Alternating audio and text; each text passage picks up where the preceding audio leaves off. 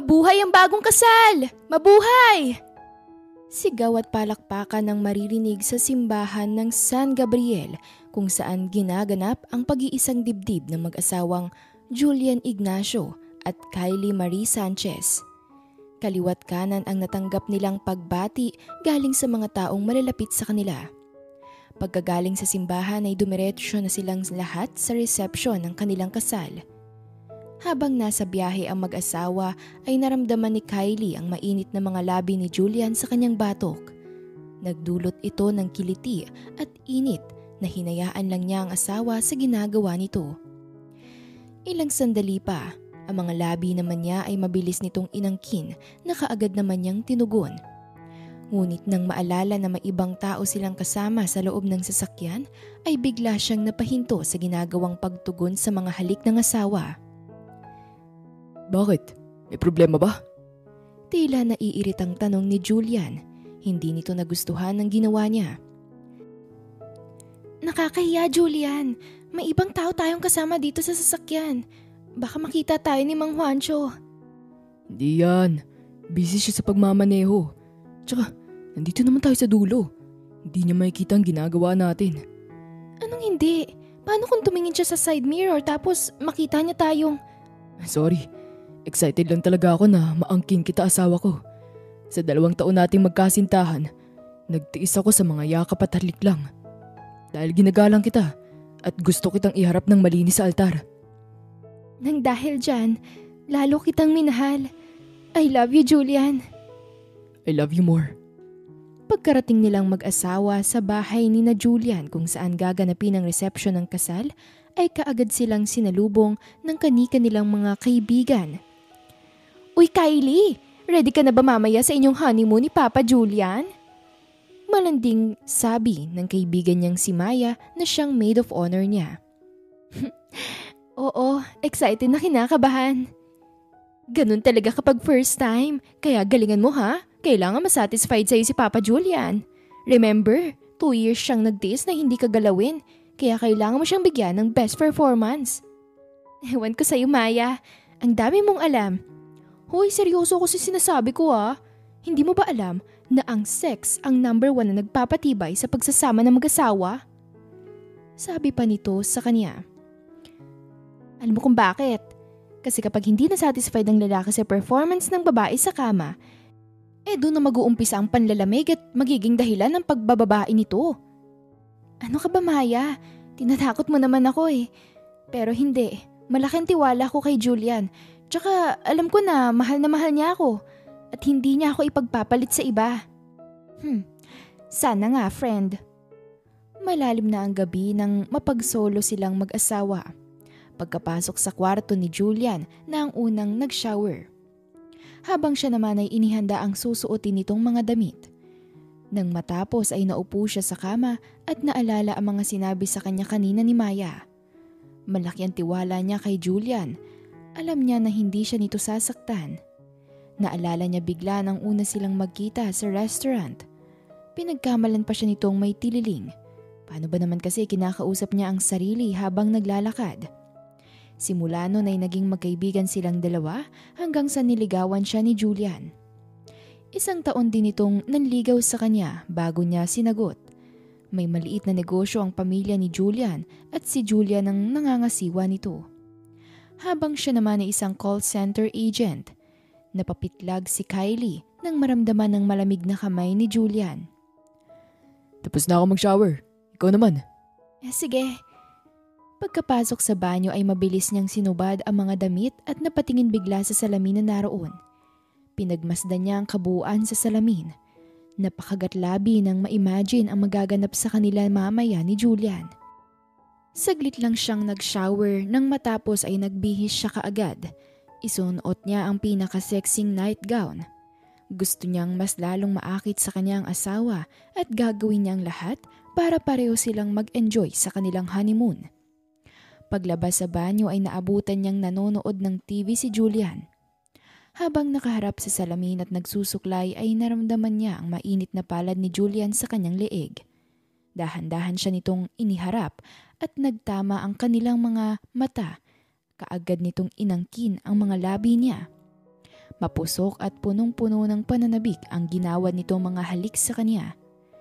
Patuloy ang kanilang paghahalikan habang abala naman ang isang kamay ni Julian sa pagtanggal sa suot niyang nightgown. Ilang sandali pa ay bumagsak sa sahig ang nightgown na kanina lang ay suot niya. Lumantad sa mga mata ng asawa ang kanyang kahuburan. Maingat siya nitong binuhat at inihiga sa kama. Nang gabing yun ay walang kapaguran siyang inangkin ng asawa hanggang sa hilain sila ng antok. Sinag ng araw ang nagpagising kay Kylie. Napangiti pa siya ng masilaya ng gwapong asawa. Tulog na tulog pa ito. Marahan niyang hinaplos ang mukha nito dahilan upang magising ito. "Good morning!" Malambing niyang bati kay Julian. Sa halip na sumagot ay basta na lamang nitong inangkin ang mga labi niya. "Teka Julian, hindi pa ako nagtutoothbrush." Okay lang, mabango naman eh. "Bumangon ka na nga dyan at maligo. Magluluto lang ako ng almusal natin." Ayaw kong kumain ng almusal. Ibang almusal ang gusto kong kainin eh. "Ha? Ano naman yun?" Ikaw? "Anong ako? Bakit mukha ba akong pagkain?" Oo, mukha kang pagkain na masarap gawing almusal. Breakfast at higit sa lahat ay hapunan. Uy, baka maubos naman ako niyan ah. Walang nagawa si Kylie nang buhatin siya ni Julian patungong banyo. Pareho nilang pinaliguan ng isa't isa at pagkatapos ay mabilis nitong sinakop ang labi niya. Ilang sandali pang pinagsaluhan na naman nila ang init ng kanilang pagmamahal at nang matapos ay binuhat siya nito at inhiga sa kama at muling inangkin. Isang linggo din nilang sinulit ang kanilang honeymoon. Gusto kasi ni Julian na mabuntis kaagad siya.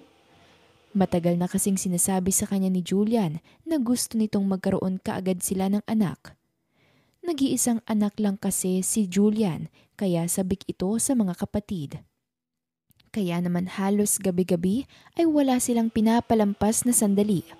Palaging may nangyayari sa kanilang dalawa kahit na kung minsan ay pareho silang pagod sa trabaho. Ngunit 1 taon na silang kasal pero hanggang ngayon ay hindi pa rin siya nabubuntis. Ano kaya kung pareho tayo magpatingin sa doktor para malaman natin kung bakit hindi pa ako nabubuntis? Regular naman yung period ko. Mabuti pa nga siguro asawa ko para malaman natin. Para kung may problema nang masusolusyonan natin ng maaga. Wala silang inaksayang sandali. Kaagad silang nagpatingin sa doktor. Napag-alaman nila na pareho namang silang walang diferensya. Anytime may pwede siyang mabuntis at sadyang hindi pa siguro panahon kaya ganoon. Dahil sa nalaman ay pareho silang nakahinga ng maluwag. Ano kaya kung mag-resign ka na muna sa trabaho para makapag-relax ka na nang sa ganun ay mabuntis ka na? Ha? Pero sayang naman yung trabaho at saka yung kikitain ko. Tama ka, sayang nga. Pero yun lang nakikita kong paraan para makapag-focus ka sa pamilya natin. Kaya naman kitang buhayin eh, kahit hindi ka na magtrabaho. Please, asawa ko, pumayag ka na sa gusto ko. Kahit ayaw ni Kylie ay napilitan siyang mag-resign sa trabaho at pumirmi na lamang sa kanilang bahay. Simula na mag-resign si Kylie ay ibinuhos na lamang niya ang lahat ng oras sa asawa at sa bahay. Ngunit muling lumipas ang 1 taon ay hindi pa rin siya nabubuntis. Ang sabi ng kaibigan niyang si Maya ay pumunta siya sa Quiapo at magdasal doon dahil ang lahat ng mga dasal doon ay natutupad. Sa kagustuhan ni Kylie na mabuntis, kaya naman lakas loob siyang nagtungo sa Quiapo at nagdasal. Anong gagawin ko, Maya? Negative na naman. Ang akala ko baka kapag nagdasal ako sa Quiapo ay tutuparin ang hiling ko. Oo nga, subukan mo kaya yun. Baka naman hindi pa ngayon, malay mo, baka next month. Ewan ko, Maya, pero nawawalan na ako ng pag-asa. Mahal na mahal ko si Julian. Ayaw ko siyang biguin sa pangarap niyang anak. Pero paano ko yun magagawa kung hindi naman ako mabuntis-buntis? Ano kaya kung magpatingin ka ulit sa ibang doktor? Malay mo, nagkamali yung doktor na tumingin sa inyo. Ayoko, Maya. Natatakot ako. Okay, ganito. Pupunta tayo ng Obando tapos magsayaw ka dun. Maraming nabubuntis kapag nagsasayaw sa Obando. Ayan ka na naman eh. Tapos palpak na naman. Subukan mo lang, Kylie. Wala namang mawawala sa'yo. Malay mo, this time matupad na. Kahit nag-aalinlangan ay nagtungo pa rin sa ubando si Kylie para magsayaw. Nakailang punta din siya doon. Nang dumating ang araw ng kanyang period ay nangihina siyang napaupo sa cubicle. Hindi na napigilan ni Kylie ang mapaiyak. Bigo na naman siyang pakiramdam niya ay wala siyang silbi dahil hindi niya mabigyan ng anak ang asawa. Kinagabihan, pag-uwi ni Julian galing trabaho ay napansin nito ang tahimik na si Kylie. Oh, bakit ang tahimik mo? May problema ka ba? Bigo na naman ako, Julian, na mabigyan ka ng anak. Nagdasal na ako sa Quiapo. Nagsayaw na rin ako sa ubando pero hanggang ngayon wala pa rin. Ayaw kong isipin na nagkamali ang doktor na tumingin sa atin. Na ang totoo ay isa sa atin ang may diferensya at ako yun. Huwag kang umiyak, asawa ko. Malay mo hindi pa oras para magkaanak tayo. Kaya ganun. Sorry na ha. Dahil sa akin nape-pressure ka. Natatakot ako, Julian. Paano kung baog ako? Huwag mong isipin yan. Ang mabuti pa siguro, magbakasyon muna tayo at mag-honeymoon ulit. Malay natin, this time, mabuntis ka na. Kahit papaano ay gumaan ang pakiramdam ni Kylie dahil naiintindihan siya ng asawa. Ang akala niya ay manlalamig na ito sa kanya. Pero hindi yun ang nangyari, bagkus ay lalo pa itong mas naging sweet sa kanya, bagay na ipinagpasalamat ni Kylie. Katulad ng gusto ni Julian ay nagbakasyon silang mag-asawa sa bahay ni na Julian sa Batangas. Wala silang ginawa doon sa loob ng 2 linggo kundi ang kumain, matulog at mamasyal at syempre ang mainit na pagtatalik gabi-gabi. Nang bumalik sila sa Maynila ay tiwala si Julian na mabubuntis na siya.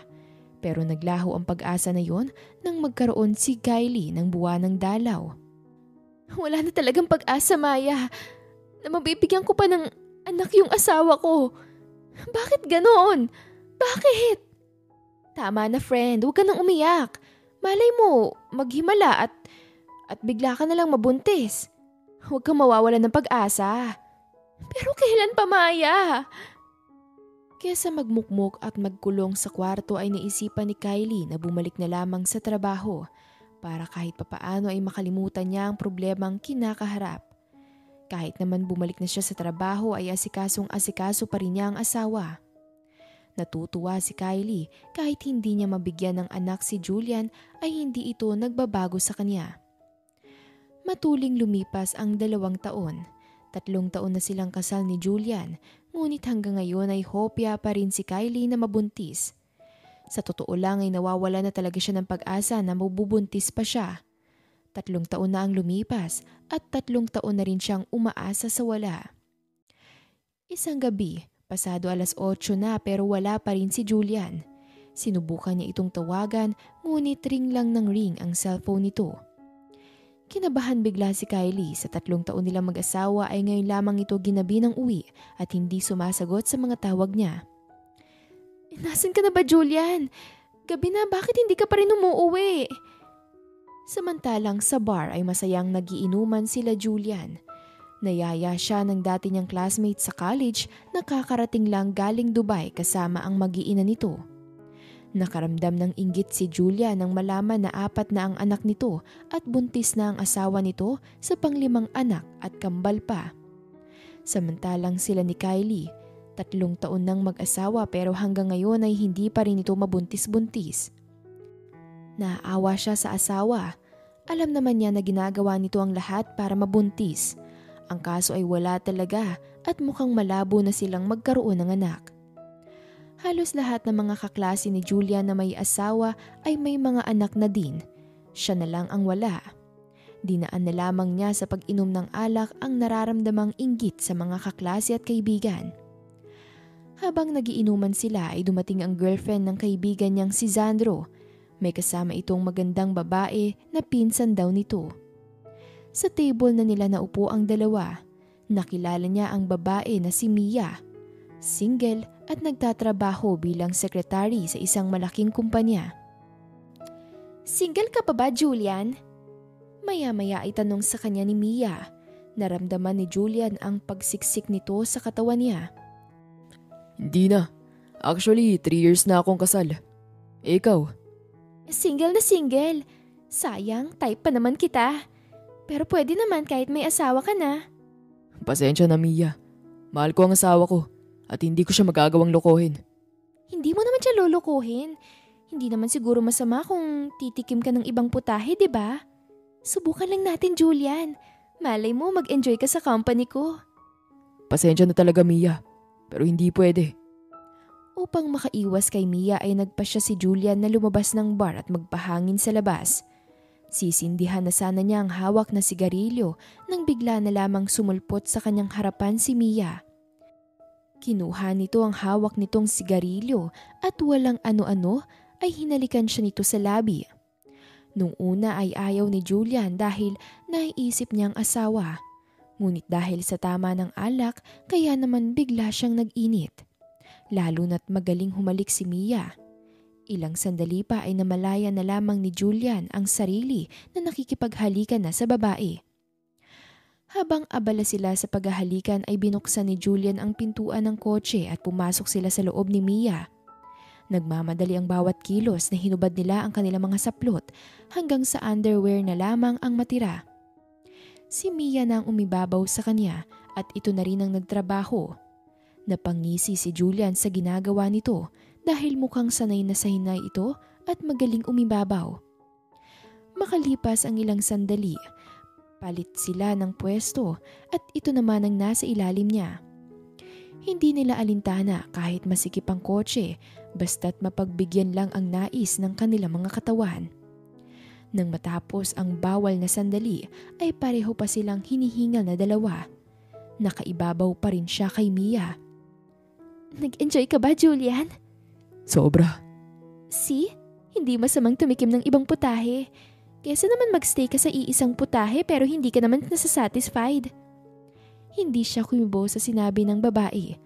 Umalis siya sa pagkakaibabaw kay Mia at hinagilap ang mga damit na hinubad kanina.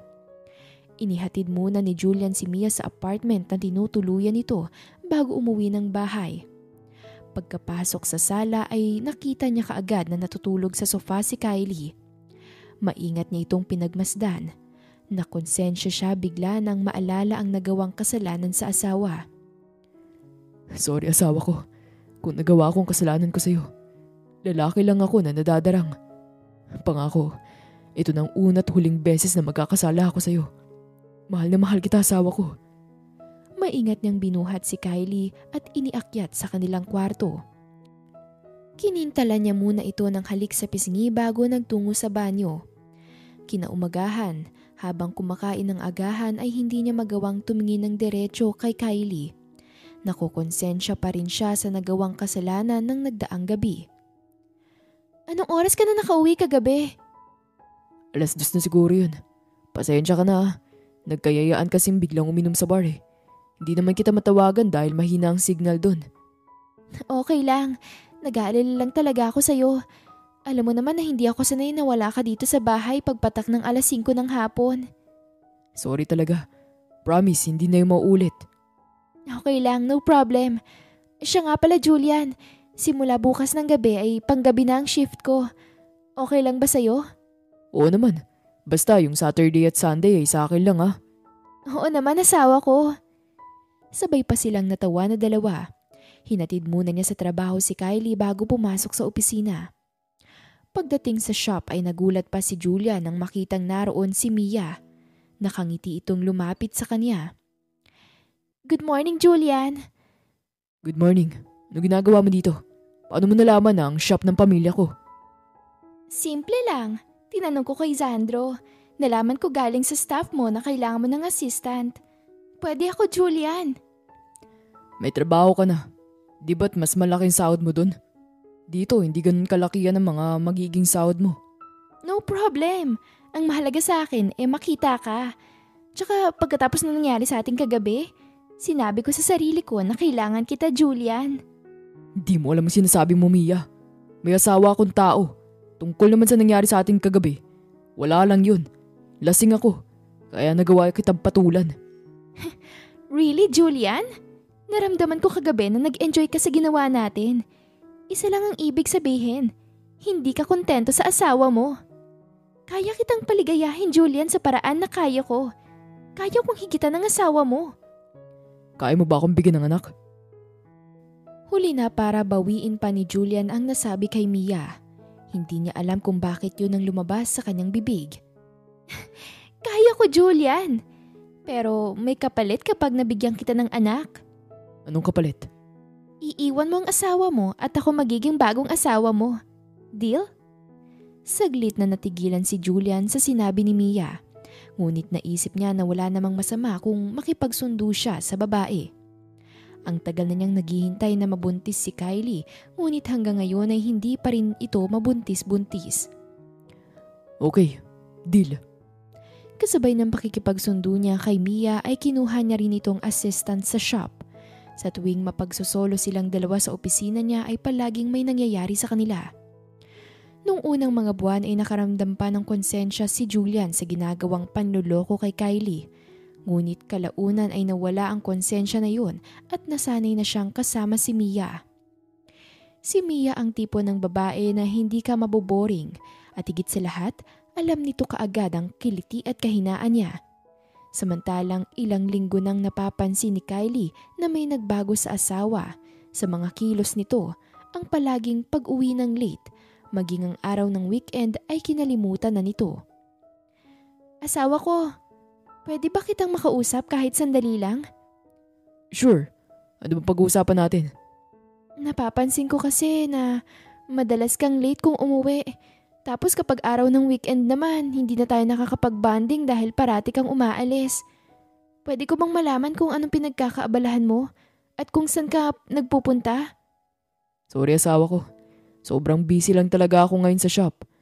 Hayaan mo, kapag maayos ng lahat, babalik din tayo sa dati. Ganun ba? Gusto ba tulungan kita sa shop? Hindi na kailangan. Kaya ko naman tsaka may trabaho ka na, di ba? Huwag ka mag-alala. Magiging maayos din ang lahat. Dahil malaki ang tiwala ni Kylie sa asawa, kaya naman hindi siya nakaramdam ng pagdududa dito. Na mga sumunod na araw ay hinayaan na lamang niya si Julian. Hindi na siya nagtatanong kung ano ang mga ginagawa nito sa maghapon. Hindi ka ba nagtataka dyan sa asawa mo? Hindi. Bakit mo naman naitanong? Nakakapagtaka lang kasi friend.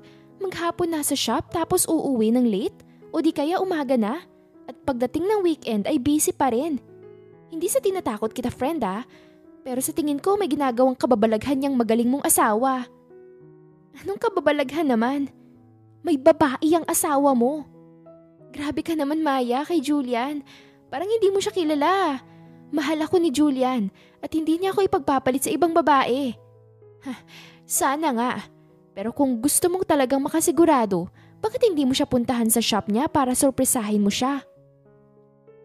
Kinagabihan, habang nasa trabaho, si Julian ang laman ng isipan ni Kylie. Kasalanan ito ng kaibigan niya, kung ano-ano kasi ang sinasabi sa kanya, tuloy ay napapraning siya sa kakaisip ngayon. Dinampot ni Kylie ang cellphone at tinawagan ang numero ni Julian. Gusto niyang malaman kung nakauwi na ba ito sa bahay. Ngunit nakailang dial na siya sa numero ng asawa ay hindi pa rin ito sinasagot ang mga tawag niya. Ano ba Julian? Bakit hindi mo sinasagot ang mga tawag ko? Nakauwi ka na ba sa bahay o nasa shop ka pa rin hanggang ngayon? Kinabukasan, pagka-out sa trabaho ay dumaan muna sa palengke si Kylie. Gusto niyang paglutuan ng masarap na ulam ang asawa. Balak niyang magluto ng sinigang na hipon.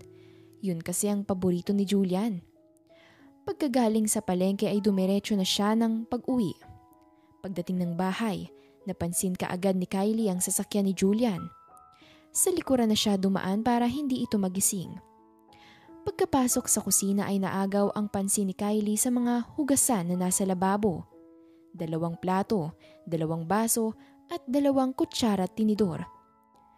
May kasama ba si Julian dito kagabi? Anang isipan niya. Inilagay muna niya sa ref ang biniling hipon at pagkatapos ay umakyat na sa kanilang kwarto. Bukas ang pintuan. Nakita kaagad ni Kylie ang asawa na tulog na tulog.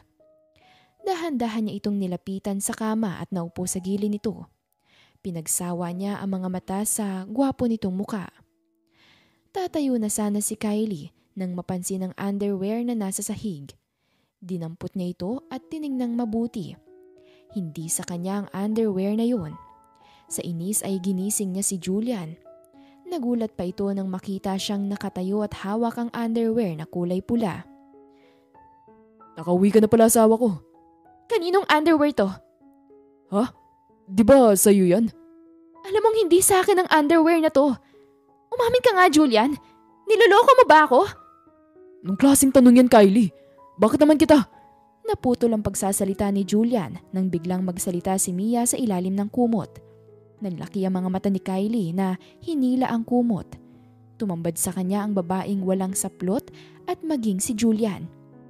Mga hayop kayo! Mga baboy! Sa labis na galit ay sinugod ni Kylie ang babae at pinagsasasampal, at nang hindi pa makontento ay hinila niya ito pababa ng kwarto. Wala siyang pakialam kahit wala itong suot na kahit na ano. Basta ang malinaw lang sa kanya ng mga sandaling yon ay ang siya ang naloko. Ano ba? Bitawan mo nga ako! Sigaw ng babae habang inaalis ang kamay ni Kylie na nakahawak sa mahabang buhok nito. Ang landi mong babae ka! Alam mo nang may asawa si Julian, hinain mo pa rin yung katawan mo? Bakit? Nagkakaubusan na ba ng lalaki para mang-agaw ka at manira ng pamilya? Hindi ko kasalanan kung mas magaling ako sa'yo. At mas lalong hindi ko kasalanan kung nababaliw sa alindog ko ang asawa mo. Ang kapal na mukha mong sabihin sa akin yan. Mas lalo pang binilisan ni Kylie ang paghila sa babae hanggang sa wala siyang pakialam na masaktan man ito. Nang makababa sa hagdanan ay binuksan niya na ang pinto at ubod lakas na itinulak ang babae. Napasigaw pa ito sa sakit nang mapaupo sa semento. Mabilis naman itong nilapitan ni Julian at binalot ang hubad na katawan. Bakit, Julian? Bakit mo nagawa sa akin to, ha? Bakit? Bakit hindi mo tanungin ang sarili mo, Kylie? Kung bakit ko to nagawa sa'yo? Dahil ba hindi kita mabigyan ng anak? Bakit, Julian? Ginusto ko ba na maging baog? Di ba hindi? Lahat ginawa ko para mabigyan ka ng anak pero sadyang wala. Ayaw makisama sa akin ng kapalaran. Tapos ito lang palang igaganti mo sa akin? Ang lokohin ako? Tama na, Kylie. Hindi naman tayo aabot sa ganito kung nabigyan mo lang ako ng anak. Alam mo naman na yun yung pangarap ko. Tapos hindi mo pa ako nabigyan.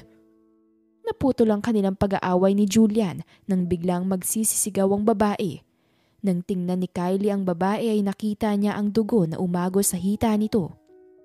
Natatarantang binuhat ni Julian ang babae at isinakay sa kotse, habang si Kylie naman ay nanatiling nakatayo pa rin sa bukas na pintuan. Walang kasing sakit ang nararamdaman ngayon ni Kylie. Niloko siya ng asawa at ang masama pa ay inuwi nito ang babae sa bahay nila. Hapon na nang bumalik si Julian, kaagad siya nitong nilapitan at ubod ng lakas na sinampal na labis niyang ikinagulat. Sinampal mo ko dahil sinaktan ko ang kabit mo? Hindi. Sinampal kita dahil muntik nang mapahamak ang anak ko dahil sa ginawa mo kay Mia. Pasalamat ka, ligtas ang anak ko. Dahil kung hindi, hindi kita mapapatawad. Mapapatay kita, Kylie. Tama bang naririnig ko? Anak mo? Oo, Kylie. Tama ang narinig mo. Anak ko. Buntis si Mia at magiging daddy na ako. Si Mia lang palang kasagutan sa matagal kong pangarap. Mabuti pa siya. Kaya niya akong bigyan ng anak. Ikaw, naturingang asawa pero walang silbi. Tagos hanggang balon-baluna ng mga salitang binitawan sa kanya ni Julian.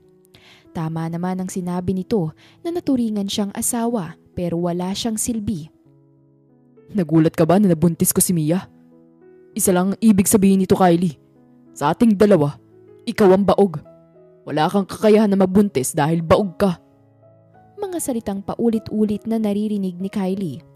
Awang-awa siya sa sarili niya. Siya na nga ang niloko, siya pa ang walang silbi. Umuwi lang si Julian para awayin siya at pagkatapos ay umalis din kaagad ito. Sa labis na sakit ay alak ang naging karamay ni Kylie. Halos gumapang na siya sa sobrang kalasingan. Kinaumagahan, nagising si Kylie sa sunod-sunod na katok sa pintuan. Pasuray-suray siyang tumayo at naglakad para buksan ng taong kumakatok sa labas. "Oh, ikaw pala, Maya. Bakit? Anong kailangan mo sa akin? Bakit hindi ka pumasok kagabi? At teka, amoy alak ka. Uminom ka ba?" "Oo, uminom ako, pero konti lang naman yon." "Kilala kita, Kylie. Hindi ka basta-basta umiinom ng alak kung wala kang problema. Ano bang problema mo, ha? Sabihin mo sa akin para makatulong ako." "Gusto mong malaman kung anong problema ko?" "Oo, ano ba yon?" Nahuli ko si Julian. Nahuli ko si Julian, nakatabi na naman yung babae niya. At hindi lang yun, Maya. Nabuntis pa niya yung kabit niya. Ako dapat na nagdadala ng anak ni Julian at hindi yung kabit niya. Oh my God! Nasaan ang Julian na yon? Makakatikim talaga siya sa akin ng sermon. Nasa ospital siya. Binabantayan niya yung babae niya. Ang sakit-sakit nun, Maya. Ngayon, malinaw na baog talaga ako. Na wala akong kakayahan na magbuntis. Tuluyan na ngang napahagulhol si Kylie sa harapan ng kaibigan. Mabilis naman siyang nilapitan ni Maya at niyakap. "Umiyak ka lang ng umiyak hanggang sa gumaan ang pakiramdam mo. Nandito lang ako para sa'yo." Pagsapit ng tanghali ay dumating si Julian, ngunit nagtaka si Kylie nang makitang kasama nito ang kabit. Ang umagaw ng pansin niya ang maletang dala ni Julian. "Anong ibig sabihin nito, Julian? Bakit kasama mo ang babaeng yan?" Simula ngayong araw na to, dito natitira si Mia at doon na siya matutulog sa kwarto natin. "Ano? Naririnig mo bang sinasabi mo, ha, Julian? Kwarto natin yon. Tapos gusto mo pa doon patulogin ang kabit mo?" Yun ang desisyon ko at yun ang masusunod. Nababaliw ka na ba, Julian? Gusto mong magsama-sama tayong tatlo sa iisang kwarto? Hindi ako nababaliw, Kylie. Kaya dun ko na pinapatulog si Mia sa kwarto natin dahil ikaw ang lilipat ng kwarto. Simula ngayon, sa kabilang kwarto ka na matutulog. Ayaw na kita makatabi sa pagtulog. Hindi. Hindi ako papayag sa gusto mong mangyari, Julian. Niloko mo na nga ako, binuntis ang babaeng yan. Tapos gusto mong dito pa siya tumira at sa kwarto pa talaga natin matutulog? Wala ka na magagawa, Kylie. Yun ang desisyon ko. At yun ang masusunod. Tapos ang usapan. Hindi pa man nakakasagot si Kylie ay iniwan na siya sa labas ng dalawa. Nagpupuyos ang damdamin na sumunod siya sa mga ito sa kwarto, ngunit mga gamit niya ang sumalubong sa kanya. Awang-awa si Kylie sa sarili ng mga sandaling yun. Hindi niya inaasahan na sasapitin niya yun sa piling ni Julian. Isa-isang dinampot ang mga gamit at isinilid sa maleta. Nang matapos ay binitbit niya ito sa kabilang kwarto. Habang inaayos ang mga gamit sa cabinet ay narinig niya ang ingay na nanggagaling sa kabilang kwarto. Mas lalo pa siyang napaiyak nang mapagtanto ang ginagawa ni na Julian at babae nito. Hindi naging madali para kay Kylie ang makasama sa iisang bubong ang kabit ng asawa, lalo na't feeling doon niya ito. Ni hindi man lang ito marunong tumulong sa gawaing bahay. Ultimo, labahin nito ay siya pang naglalaba. Wala itong ginawa sa maghapon kundi ang kumain at humilata. "Matuto ka namang tumulong sa mga gawaing bahay. Hindi yung puro ka nalang hilata at utos. Nakita mo nang buntis yung tao eh. At saka, hindi ko kasalanan na may silbi ang matres ko. Hindi katulad mo. Pundido." Akmang susugurin sana niya si Mia, ngunit mabilis siyang tinulak ni Julian. Napadaing sa sobrang sakit si Kylie dulot ng pagkakatulak sa kanya ni Julian. "Subukan mong saktan si Mia o makakalaban mo." "Nang dahil sa babaeng yan, nagawa mo na akong saktan." "Bakit, Julian? Dahil ba dinadala niya ang anak mo?" "Oo. Kung gusto mong bumalik ang pagmamahal ko sa'yo, bigyan mo ako ng anak. Pero imposibleng mangyari yun, Kylie. Dahil baog ka. Wala kang kakayahan na magbuntis." "Oo na, Julian. Baog na ako. Inutil. Walang silbing asawa. Pundidong matres. Tanggap ko naman yun. Ang hindi ko matanggap ang sinasaktan mo ko ng ganito ng paulit-ulit." Halos sumabog sa sobrang sakit si Kylie na mga oras na yun. Gustuhin man niyang iwan ng asawa ay hindi niya magawa. Mahal niya ito at ipinaglaban niya ang karapatan bilang asawa, ngunit sadyang mahirap kalaban si Mia. Kusa itong gumagawa ng paraan para mapasama siya sa mga mata ni Julian. Isang gabi, wala pa si Julian ay silang dalawa lang ni Mia ang magkasama sa bahay. Naabutan niyang pinagtatatapon nito ang mga gamit niya. Anong ginagawa mo, Mia? Bakit mo tinatapon yung mga gamit ko? Para umalis ka na sa bahay na to. Masyado na kasing masikip kung mananatili ka pa dito eh. Kung may aalis man sa ating dalaw sa bahay na to, ikaw yun, hindi ako. Akong tunay na asawa at ako may karapatan sa pamamahay na to. Asawa ka nga ni Julian, pero wala ka naman kasing silbi. Hindi mo nga siya mabigyan ng anak eh. Eh ako, daladala ko ang anak niya. Kaya lumayas ka na dito. Huwag mo kong pinagmamalakihan, Mia. Kabit ka lang. Ako pa rin ang legal na asawa kaya umayos ka. Pasalamat ka, buntis ka. Dahil kung hindi, papatulan talaga kita. Ganun pala ha? Sige, tingnan natin ngayon kung sinong matapang sa ating dalawa. Nagulat si Kylie nang basta na lamang siyang sabunutan ni Mia. Ayaw sana niya itong labanan, ngunit hinamon siya nito. Nagsabunutan silang dalawa. Malakas si Mia pero hindi siya nagpapatalo. Lalaban siya hanggang sa kaya niya. Maya-maya pa, habang nagsasabunutan silang dalawa, ay narinig nila ang pagdating ng sasakyan ni Julian. Tama na, Mia! Tumigil ka na! Hindi ako titigil hanggat hindi ka umaalis sa bahay na to. Sa ating dalawa, ako lang may karapatan na mananatili dito. Tama na, Mia! Tumigil ka na at baka malaglag tayo sa hagdanan. Isipin mo naman yung baby mo! Nag-aalilang sabi ni Kylie. Nasa bungad na kasi sila ng hagdanan at konting pagkakamali lang ay maaari silang mahulog. Oo, galit siya kay Mia dahil sinira nito ang pagsasama nila ni Julian. Pero labas ang anak nito. Wala itong kinalaman sa galit niya sa ina nito. Eh di mas mabuti ng isa sa atin ang mamatay! Anong nangyayari dito? Sabay pa silang napalingon ng marinig ang boses ni Julian. Nasa bungad ito ng pintuan at nakatingin sa kanilang dalawa. Sa gulat ni Kylie ay basta na lang siyang kinagat ni Mia dahilan upang mabitawan niya ito. Maya-maya pa ay narinig niya ang malakas na sigaw ni Julian. Mia! Doon lang napagtanto ni Kylie na nabitawan niya ang babae dahil sa ginawa nitong pagkagat sa kanya. Nang mapatingin si Kylie sa baba ng hagdanan ay yakap-yakap na ni Julian si Mia. Nakita niya ang dugo sa mga hita nito. Natatarantang bumaba ng hagdanan si Kylie at nilapitan ng dalawa, ngunit malakas na sampalang natanggap niya galing kay Julian. Ipagdasal mong ligtas ang anak ko dahil sa oras na mapahamak siya, ako mismong papatay sa'yo. Nakita ni Kylie ang matinding galit sa mga mata ni Julian. Ngayon lamang niya ito nakita ng ganon kagalit. Nagmamadali nitong binuhat si Mia at isinakay sa sasakyan. Naiwan si Kylie na naiiyak na lamang. Sinadya ni Mia na kagatin siya para mabitawan niya ito. Yun ang ginamit nitong pagkakataon para malaglag sa hagdanan. Ginawa niya ito upang palabasing masama siya sa mga mata ni Julian. Samantala sa ospital ay nakahiga naman ng maluwag si Julian nang malamang galing sa doktor na tumingin kay Mia na ligtas na ang baby.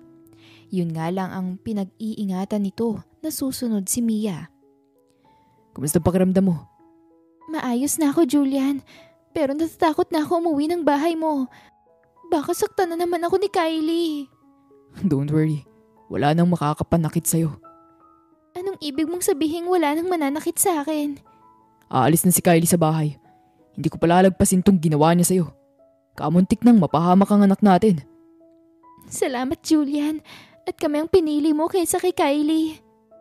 Nang makatulog si Mia ay umuwi muna ng bahay si Julian para kausapin si Kylie. Hindi siya papayag na saktan ulit nito ang mag-ina niya. Pagkarating ng bahay ay naabutan niyang nakaupo si Kylie at umiiyak. Galit niya itong nilapitan at pinalabas ng bahay. Ano pa, Julian? Nasasaktan na ako! Talaga masasaktan ka sa akin. Pasalamat ka't ligtas ang anak ko. Pero bago mo patuluyang mapatay ang anak ko, kailangan mo nang umalis dito. Anong sinasabi mo? I'm sorry, Kylie. Pero kailangan mo nang umalis dito. Hindi ka na pwedeng tumira sa bahay na to at simula ngayon, kalimutan mo na mag-asawa tayong dalawa. Hindi, Julian! Ayoko! Wala akong kasalanan na nangyari kay Mia. Sinadya niyang mahulog sa hagdanan para magmukhang masama sa mga mata mo. Kilala mo ako, Julian. Hindi ko magagawang manakit ng tao.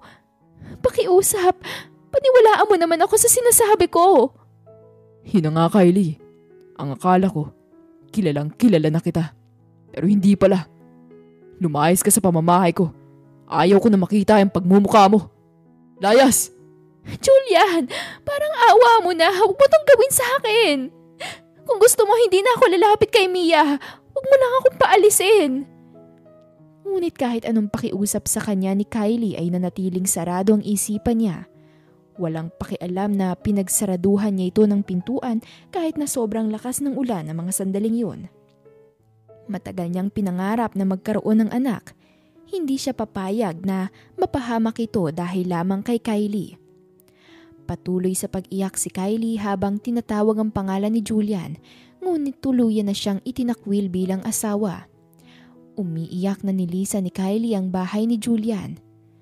Habang naglalakad ay bigla na lamang sumakit ang tiyan ni Kylie.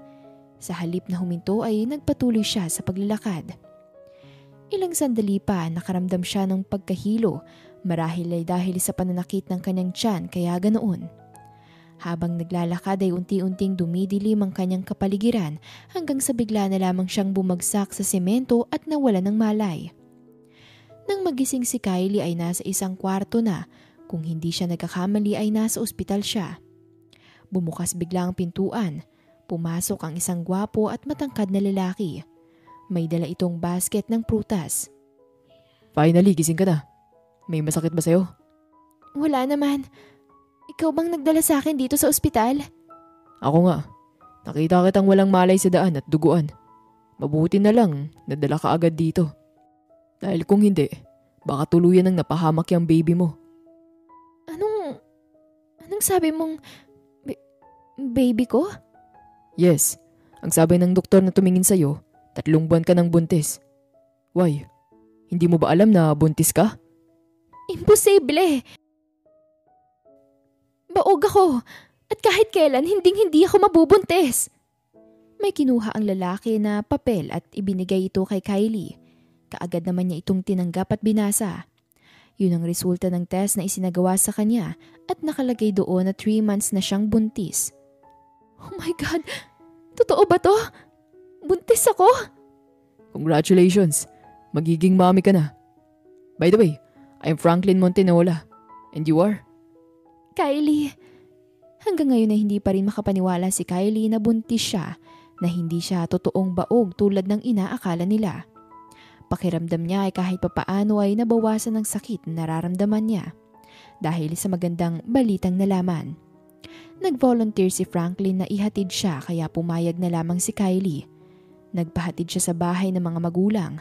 Niyaya muna niyang magkape sa loob ang lalaki ngunit nagmamadali ito. Maraming salamat, Franklin. Utang ko sa iyong buhay ng baby ko. You're welcome, Kylie. Sana hindi na ito ang una't huling pagkikita natin. So paano? Alis na ako? Mag-iingat ka. Salamat ulit. Nagtaka pa ang mama ni Kylie sa biglaan niyang pag-uwi doon dahil ayaw niyang maglihim sa ina niya kaya sinabi na niya ang lahat-lahat maging ang tungkol kay Mia. Napakawalang hiya ng Julia na yan. Ang akala ko pa naman totoo kanyang mahal pero hindi pala. Hindi na nga akala ko, mama. Siguro nga kasalanan ko kaya nawala ang pagmamahal niya sa akin at napalitan ng panlalamig. So anong plano mo ngayon? Sasabihin mo ba sa kanya na buntis ka? Hindi na niya kailangan malaman na buntis ako, na magkakaanak na kami. Total, may anak naman na siya sa babae niya. Sa bagay, tama ang desisyon mo. Itago mo na lang ang tungkol sa anak niyo. Pero Kylie, niloko ka pa rin ni Julian at dinala niya ang kabit niya sa pamamahay ninyo. Ayaw mo ba silang kasuhan para makulong silang dalawa?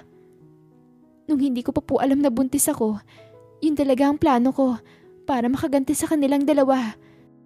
Pero ngayon hindi na. Sapat na sa akin na magkakaanak na ako. Simula nang malaman ni Kylie na buntis siya ay todo pag-iingat ang ginagawa niya. Mabuti na lamang ay nasa tabi niya ang kanyang mama. Alagang-alaga siya nito, maging si Franklin ay palagi din siyang dinadalaw at dinadalhan ng kung ano-ano mga pasalubong. Naging malapit na rin ang lalaki sa kanyang maging sa ina. Dahil dito ay naikwento ni Kylie ang tungkol sa pinagdaanan niya kay Julian. Si Franklin ang kasama ni Kylie sa bawat check-up. Tuloy ay akala ng OB ay ito ang ama ng baby niya. Isang araw, pagkagaling nila sa OB ay niyaya siya ni Franklin na kumain sa labas. Ang dami naman ang in-order mong pagkain. Baka hindi natin maubos. Okay lang yan. Ipagbalot na lang natin yung iba. Siya nga pala Kylie, may gusto akong sabihin sa'yo. Sana huwag kang magagalit sa akin. Bakit naman ako magagalit sa'yo? Sige na, sabihin mo na ang gusto mong sabihin sa akin at makikinig ako. Hindi na ako magpapaligoy-ligoy pa Kylie. Mahal kita. At gusto kong bigyan ng magandang buhay ang anak mo. Alam ko, masyado ako mabilis pero yun talagang nararamdaman ko para sa'yo. Hindi na nakapagsalita si Kylie. Nagulat na lang siya sa mga sinabi ni Franklin. Hindi niya inaasahan na magugustuhan siya nito. Mabait ka, Franklin. Pero baka nagugulat ka lang sa mga sinasabi mo. Ilang buwan pa lang tayo magkakilala. At isa pa, buntis ako. Samantalang ikaw ay binata. Hindi sa akin issue kung buntis ka. Kaya kong tanggapin ang anak mo. At mamahalin ko siya na parang sarili kong anak. Pero Franklin... Hindi naman ako nagmamadali, Kylie. Pag-isipan mo muna ang sinabi ko. Katulad ng sinabi ni Franklin ay pinag-isipan nga ni Kylie ang mga sinabi nito. Makalipas ang ilang buwan ay normal na isinilang ni Kylie ang isang malusog na baby boy. Mabuti na lamang at hindi nito nakuha ang mukha ni Julian. Ang cute-cute mo naman, baby. Mabuti na lang kay mami mo nakuha ang mukha mo. May pangalan ka na ba sa apo ko? Meron na po, mama. Jaden ang gusto kong ipangalan sa baby ko. Aba, napakagandang pangalan na. Bagay na bagay sa apo ko. Hello, Jaden. Ako ang Lola Barbara mo. At saka siya naman ang Mami Kylie mo. Palalakihin kita, Jaden. Nang busog sa pagmamahal kahit hindi mo makilala ang daddy mo. Ako magiging mami at daddy mo. Makalipas ang 8 taon. Kasalukuyang nasa mall ngayon sina Julian at Mia kasama ang kanilang anak na si Michael. Papa, gusto ko po ng toy car na yon. Pwede po ba siyang bilhin para sa akin? Pwede naman anak, pero pag-ipunan muna ni Papa. Masyadong mahal kasi. Ayaw ko. Gusto ko ngayon ko nabibilhin eh. Michael anak, huwag matigas ang ulo. Nakita mo naman 'di ba kung gaano kamahal ang toy car na yun? Kahit na Papa, bakit yung isang bata doon binilhan ng papa niya kahit sobrang mahal, tapos ikaw ayaw mo akong bilhan? Bilhan mo na lang kasi Julian. Kawawa naman ang anak natin naiinggit sa ibang bata. Mia naman, sa halip na kausapin mong anak natin kinukonsinti mo pa. Nakita mo bang 25,000 ang halaga ng toy car na yun? Sayang ang pera. Hindi ko kinukonsinti ang bata. Ang sakin lang, kawawa naman. Tsaka may ipon naman tayo, 'di ba? Alam mong 1 taon nang mahina ang shop. Tapos ngayon namumblema ako dahil pinapaalis na ako ng may-ari ng lupa. Dahil nabili na ang lupang yun, anytime ipapasara na ang shop natin. Wala pa ako nakikitang bagong pwesto na lilipatan, kaya nilalaan ko ang pera natin. Tapos ikaw gusto mong gumastos ng gumastos? Ang ibig sabihin mo, Papa, hindi mo ako mahal. Madamot ka, Papa. Yun lamang at nagtatatakbo na si Michael palayo sa kanila.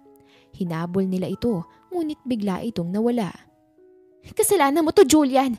Kung hindi mo pinagdamutan ng anak natin, hindi yun tatakbo. Pwede ba, Mia? Kaysa magsisihan tayo dito, hanapin na lang natin si Michael. Dahil araw ng weekend kaya maraming tao sa mall, nahirapan silang hanapin si Michael. Ang mabuti pa siguro, Mia, maghiwalay tayo para mabilis natin makita si Michael. Mabuti pa nga siguro, Julian. Dito ako, dun ka.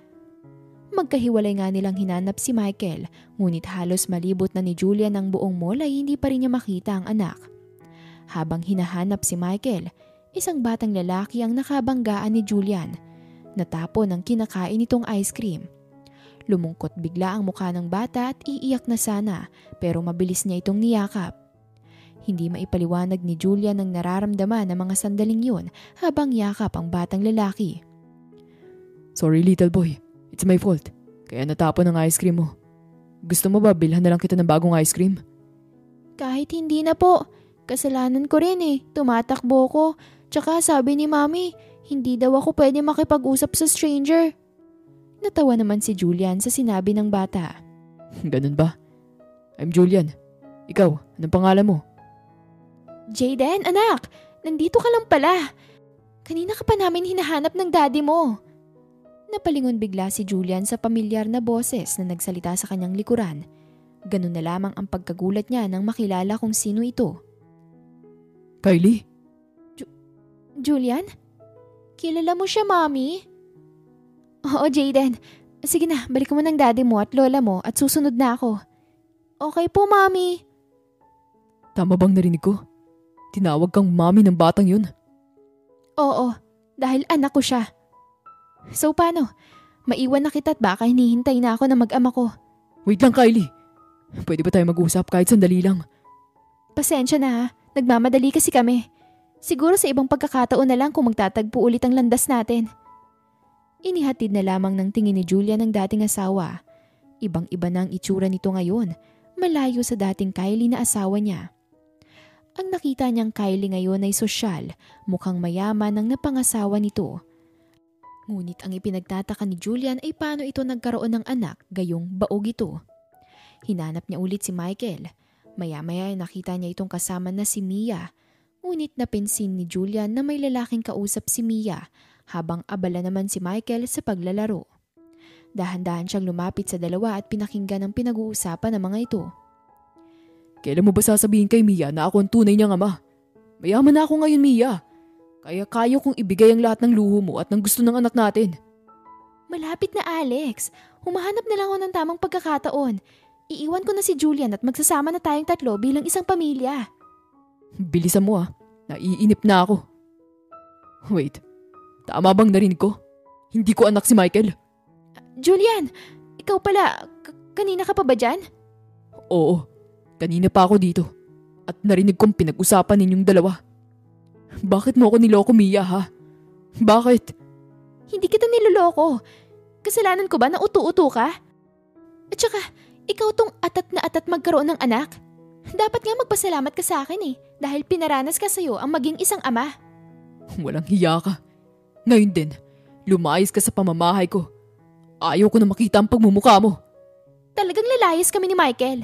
Wala naman kaming mapapala sa'yo eh. Hindi makapaniwala si Julian na naloko siya ng isang babae. Pinaniwala siya nito na anak niya si Michael at siya naman talaga ay naniwala. Ang laki niyang tanga. Sinira niya ang masaya nilang pagsasama ni Kylie nang dahil lamang kay Mia. Nagawa niyang sakta ng babaeng pinakamamahal na umabot na sa puntong pinalayas niya ito at pinagbuhatan ng kamay. Sising-sisi si Julian sa nagawa niyang katangahan. Magsisi man siya ngunit alam niyang huli na ang lahat at wala na sa kanya si Kylie. Nang araw ding yun ay sinubukan ni Julian na puntahan si Kylie sa bahay ng magulang nito ngunit wala ito doon. Ang kapal naman ng mukha mong magpakita dito pagkatapos mo sa ginawa mo sa anak ko. Alam ko po, Mama. Nagkamali ako. Malaki ang kasalanan ko kay Kylie. Nandito ako para humingi ng tawad sa lahat-lahat ng kasalanan ko sa kanya. Nako, huli na ang lahat, Julian. Masyado mo nang saktan ng damdamin ng anak ko. Hintayin mo kung kailan kanya mapapatawad. Anong sabi mo? Nagkita kayo sa mall ni Julian? Oo, Franklin. Ang sabi sa akin ni Jayden, nakabanggaan niya si Julian. So anong plano mo ngayon? Sasabihin mo ba sa kanya tungkol kay Jayden? Hindi. Matagal ko na itong pinag-isipan, Franklin. Wala siyang karapatan na maging ama sa anak ko. May anak na siya kay Mia. Yun na lang ang mahalin niya at pagtuunan ng pansin. Hindi naman ako magagalit kung magbabagong isip mo. Karapatan ni Julian na malaman nang nagkaroon kayo ng anak. Hindi, Franklin. Ikaw lang ang nag-iisang daddy na makikilala ni Jayden. Na mga panahon na malungkot si Kylie ay si Franklin ang naging karamay niya. Niligawan siya nito hanggang sa sinagot niya.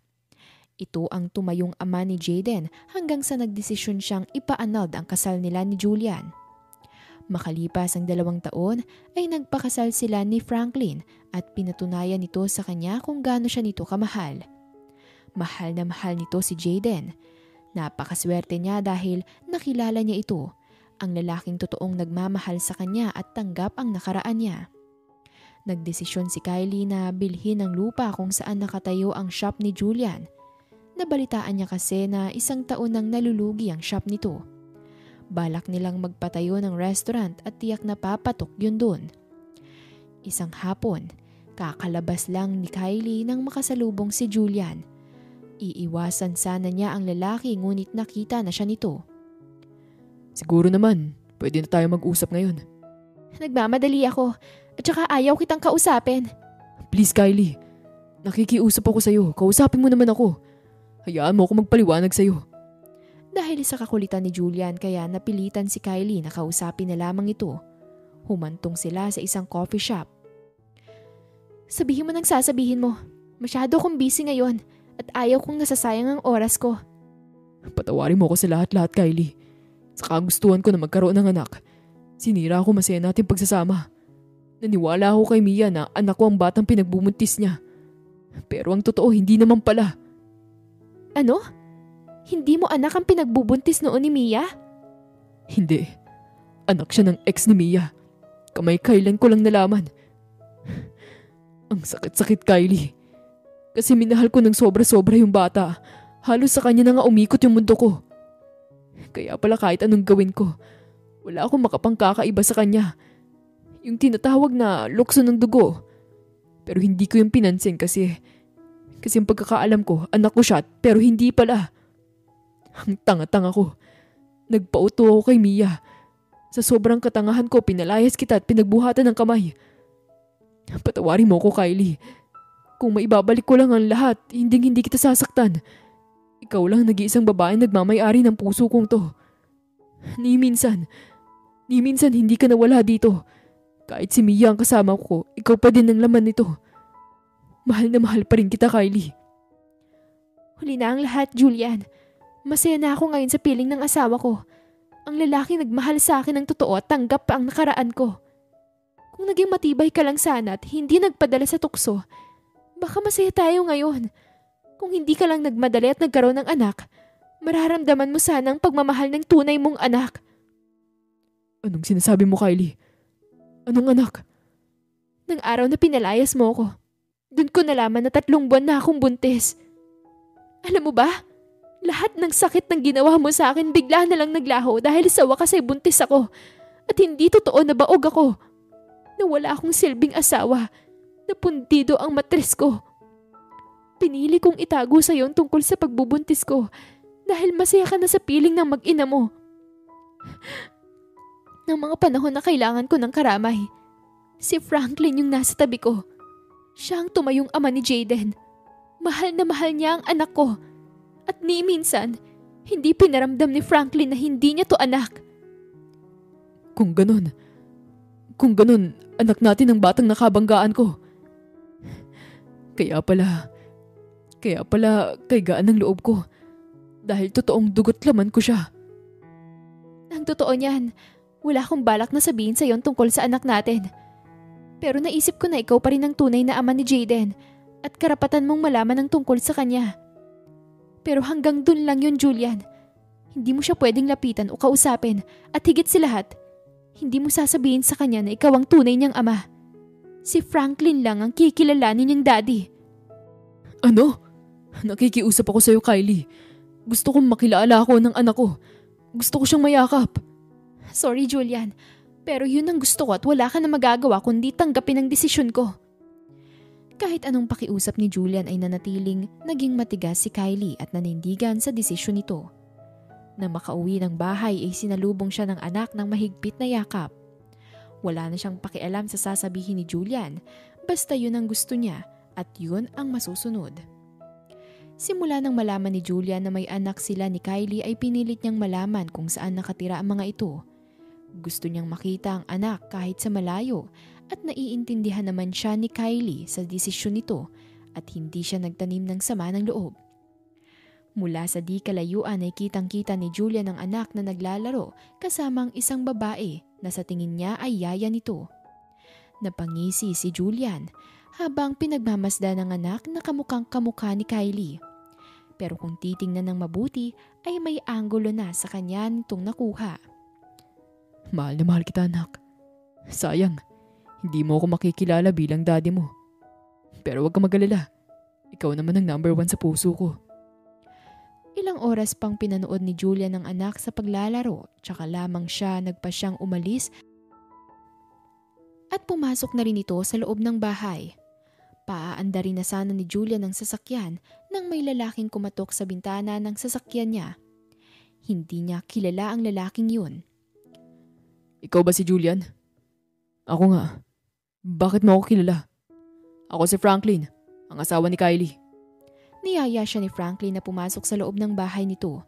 Ayaw sana niya, ngunit naisip niyang yun ang pagkakataon para makita ng malapitan ng anak. Anong kailangan mo sa akin? Bakit mo ako niyaya dito sa loob ng bahay niyo? Didiretsuhin na kita, Julian. Kung ako lang masusunod, ayos lang naman sa akin na makilala ka ni Jaden. Pero ginagalang ko ang desisyon ni Kylie. Kaya sana maintindihan mo yun. Oo, naiintindihan ko at ginagalang ko yun. Mabuti naman. At sana, ito nang huling beses na makikita kita sa labas ng bahay namin. Hi, Daddy! Hello, baby. Namiss mo ba si Daddy?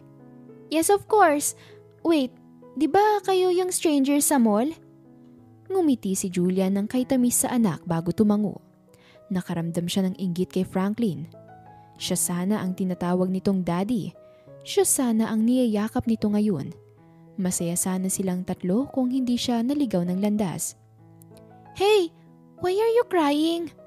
Nothing. Naalala ko lang kasi yung anak ko.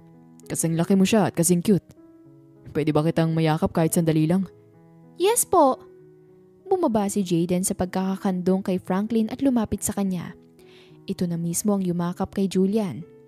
Hindi napigilan Julian ng sarili na maiyak habang yakap-yakap ang anak. Nagawa niyang alagaan ang anak ng iba, pero ang sarili niyang anak ay hindi niya maalagaan at mayakap. Sising-sisi si Julian sa nagawang pagkakamali. Kung hindi lang sana siya nagmadali ay masaya at buo sana ang pamilya niya ngayon. Kung pwede lang niyang ibalik ang panahon, itatama niya sana ang kamali ang nagawa. Matapos yakapin ng anak ay nagpaalam na si Julian kay Franklin at nagpasalamat na hinayaan siya nitong mayakap ang anak kahit sandali lang. Pasakay na sana si Julian sa kotse nang tawagan siya ni Kylie. Anong ginagawa mo dito sa pamamahay namin? Di ba nag-usap na tayo na hindi mo pwedeng lapitan ang anak ko? Huwag ka mag-alala, Kylie. Tutuparin ko naman ang usapan natin. Ito nang huling beses na makikita mo ko. Hiling ko lang, sana kapag handa ka nang sabihin ang totoo kay Jaden, sabihin mo sa kanya na mahal ko siya. Hindi ko inihiling na patawarin mo ko ngayon, pero sana dumating yung araw na mapapatawad mo ko. Samantalang hinatid na lamang ng tingin ni Kylie ang papalayong sasakyan ni Julian. Nakaramdam siya ng awa para sa dating asawa. Alam niya kung gaano nito kagusto na magkaroon ng anak. Ito nga ang nagtulak kay Julian para ipagpalit siya sa ibang babae. Sa kagustuhan nitong magkaroon ng anak ay wala na itong pakialam kahit masaktan pa siya. Gustuhin man ni Kylie na patawarin si Julian pero hindi pa siya handa sa bagay na yun. Siguro ay may tamang oras at pagkakataon para magpatawad. Sa ngayon ay masaya na si Kylie kasama ang kanyang mag-ama. Wala na siyang hahanapin pa kay Franklin dahil ideal husband talaga ito.